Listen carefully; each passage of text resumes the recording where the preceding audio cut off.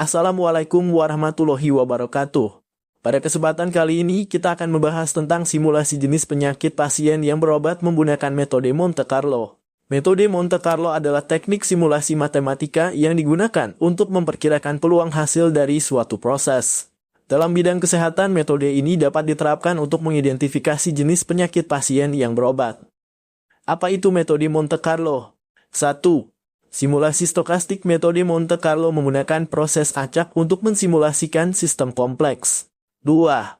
Pemodelan probabilistik. Metode ini membantu memprediksi hasil dengan mempertimbangkan ketidakpastian dan variabilitas dalam data. 3. Aplikasi luas. Metode Monte Carlo dapat diterapkan dalam berbagai bidang, termasuk keuangan, fisika, dan kesehatan. Tujuan simulasi identifikasi jenis penyakit. Simulasi ini bertujuan untuk mengetahui perkiraan proporsi jenis penyakit yang diderita oleh pasien yang berobat.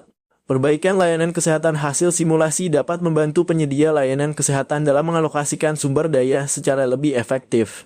Perencanaan medis. Simulasi ini dapat digunakan untuk meningkatkan perencanaan dan pengambilan keputusan di bidang kesehatan.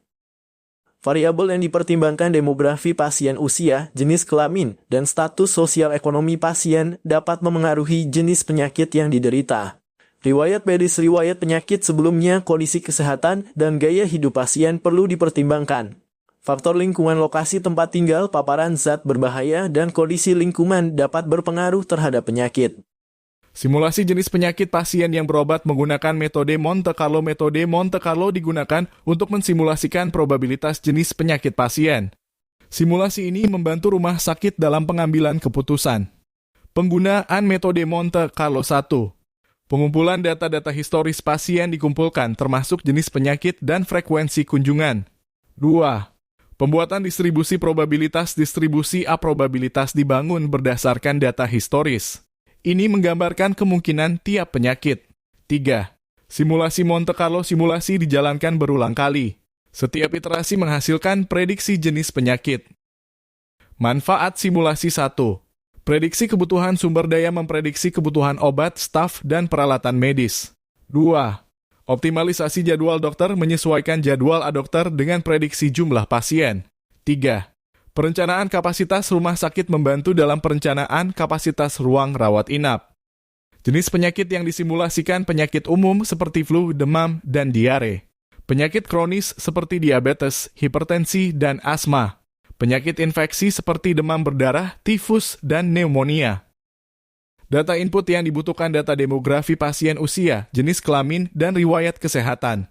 Data kunjungan pasien, tanggal kunjungan, diagnosis, dan tindakan medis. Data kapasitas rumah sakit, jumlah tempat tidur, dokter, dan perawat. Validasi model: pengujian dengan data historis membandingkan hasil simulasi dengan data masa lalu. Analisis sensitivitas: menguji pengaruh perubahan parameter input. Kalibrasi model: menyesuaikan model agar lebih akurat. Implementasi di rumah sakit: perencanaan strategis membantu dalam pengambilan keputusan jangka panjang. Manajemen operasional: meningkatkan efisiensi alokasi sumber daya. Peningkatan kualitas pelayanan. Langkah-langkah simulasi. 1. Pengumpulan data. Mengumpulkan data historis tentang jenis penyakit yang diderita pasien yang berobat. 2. Pemodelan probabilistik. Membuat model probabilistik untuk menggambarkan kemungkinan jenis penyakit berdasarkan variabel yang dipertimbangkan. 3. Simulasi Monte Carlo. Melakukan simulasi berulang kali untuk memperkirakan proporsi jenis penyakit yang diderita pasien. Hasil simulasi penyakit terbanyak. Simulasi menunjukkan bahwa penyakit flu dan demam menjadi jenis penyakit yang paling banyak diderita pasien.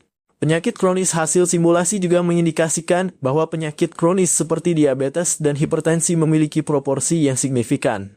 Penyakit menular. Selain itu, simulasi menunjukkan adanya kemungkinan terjadinya penyakit menular seperti COVID-19 di kalangan pasien. Analisis dan interpretasi. 1. Tren penyakit. Hasil simulasi dapat memberikan gambaran tentang tren penyakit yang umum diderita oleh pasien. 2. Kebutuhan layanan. Informasi ini dapat membantu penyedia layanan kesehatan dalam merencanakan alokasi sumber daya. 3.